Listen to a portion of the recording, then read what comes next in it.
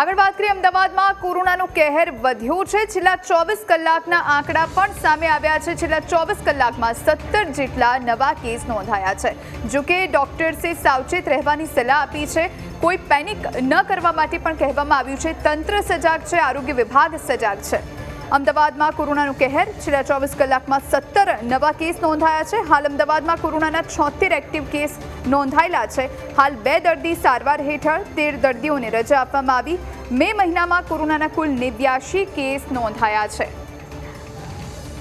સંવાદદાતા દીપેન પઢિયાર ફોનલાઈન પર જોડાયા છે। દીપેન, અમદાવાદમાં કોરોનાનો કહેર વધ્યો છે, દિવસે ને દિવસે કેસીસમાં વધારો થઈ રહ્યો છે, શું જાણકારી?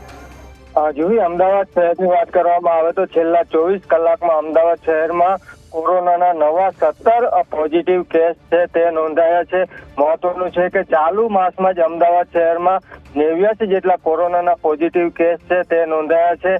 જે 89 કેસ નોંધાયા છે તેમાંથી હાલ 76 કેસ એક્ટિવ છે, જ્યારે 2 દર્દીઓ છે તે 2 દર્દીઓને હોસ્પિટલમાં સારવાર હેઠળ રાખવામાં આવે છે, જ્યારે અન્ય દર્દીઓ છે તે દર્દીઓ હોમ આઇસોલેશનમાં છે।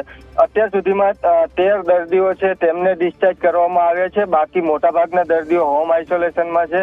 કોર્પોરેશન દ્વારા કોરોનાના કેસોને લઈને તમામ જે તકેદારી છે તે તકેદારીના પગલાઓ રાખવામાં આવી રહ્યા છે। હાલ કેસો છે તે ધીમે ધીમે દિવસે ને દિવસે વધી રહ્યા છે, એટલે દરરોજ કેસોની સંખ્યા છે તે વધી રહી છે। ત્યારે કોર્પોરેશન છે તે આગામી સમયમાં તમામ જે અર્બન હેલ્થ સેન્ટર છે તે તમામ સેન્ટરો ઉપર રેપિડ ટેસ્ટની સુવિધા છે તે ઊભી કરવા માટે વિચારણા કરી રહ્યું છે। આ ઉપરાંત આરટીપીસીઆર ટેસ્ટ થાય તે માટેની પણ વિચારણા ચાલી રહી છે। મહત્વનું છે કે કોર્પોરેશન દ્વારા પણ લોકોને અપીલ કરવામાં આવી છે કે જો કોઈ પણ પ્રકારના કોરોનાના લક્ષણો જણાય તો તાત્કાલિક કોર્પોરેશનના આરોગ્ય હેલ્થ સેન્ટર ઉપર અથવા તો હોસ્પિટલનો સંપર્ક કરી અને તાત્કાલિક સારવાર છે તે કરવી જોઈએ। હાલ કોઈ કોરોનાને લઈને પેનિક જેવી સ્થિતિ છે તે નથી, કારણ કે જે વેરિયન્ટ છે ઓમિક્રોન તે નોર્મલ વેરિયન્ટ છે અને કોઈ ખાસ વધારે પડતું જે